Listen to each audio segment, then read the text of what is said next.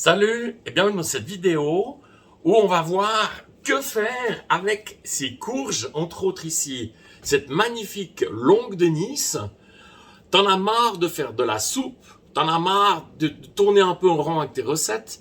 Je te propose cette recette de gratin à la courge et aux pommes de terre. C'est un total régal.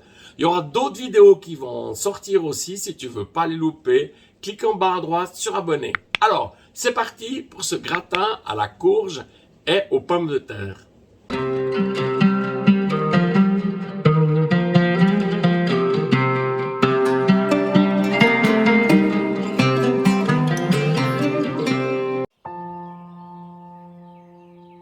Pour cette recette, il te faudra donc une courge musquée, soit la longue de Nice comme celle-ci, soit une butternut. Je vais prendre 1 kg ici. Je vais venir donc enlever la peau. Il te faudra également 1 kg de pommes de terre du jardin, un quart de litre de lait, un quart de litre de crème, un tout petit peu de beurre, du sel, du poivre et de la muscade. Et moi, je l'aime vraiment entière. C'est vraiment trop bien. Je vais la râper finement. Et puis, je vais avoir besoin donc d'un plat à gratin idéal. À l'aide d'un économe, donc je suis venu peler ma courge. Et là, on voit bien, il n'y a pas de graines. C'est juste magnifique. Regarde, c'est superbe la couleur. Et j'ai aussi pelé et lavé les pommes de terre. On va passer au découpage.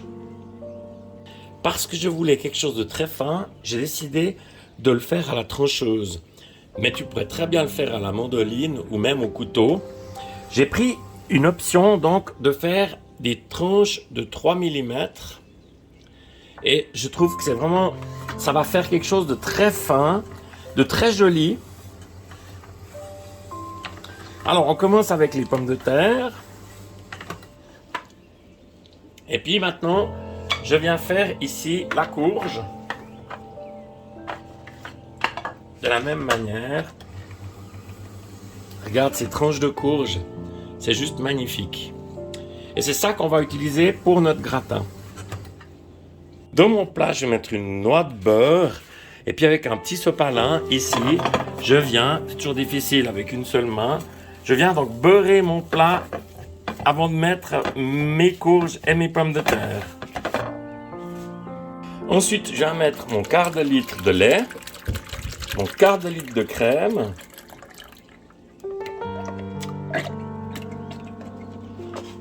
je viens saler 3 pincées de sel, poivrer et je mets ma muscade. Alors mon mélange est prêt. Pour ceux qui aiment, on peut rajouter un peu d'ail. C'est chacun comme il veut.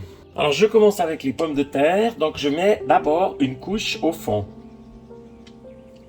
Je fais tout le plat et puis on va passer à la courge.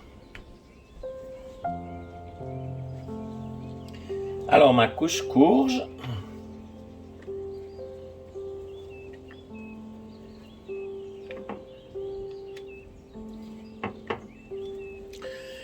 Et je refais maintenant une couche pomme de terre.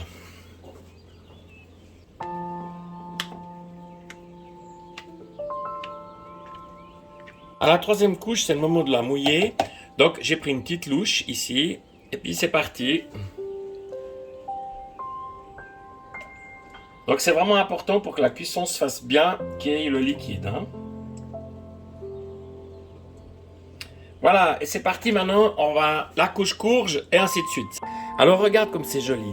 Quand on va couper, on aura comme, je dirais, des petites tranches, à la fois blanc de la pomme de terre et l'orange de la courge. Ça va être juste magnifique. Je termine toujours par une couche pomme de terre. Elles se tiennent beaucoup mieux.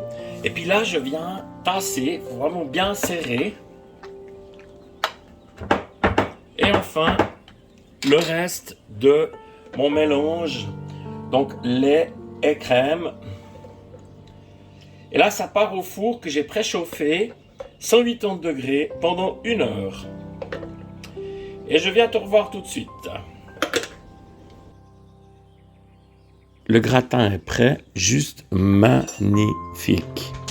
Alors, quand j'écris extra avec un trait d'union ordinaire, ça veut dire qu'il sort vraiment de l'ordinaire. Et on le voit dans les strates, les différentes couches de ce gratin, c'est vraiment un total régal. Alors voilà, si tu as aimé cette petite vidéo, un petit pouce fait toujours plaisir.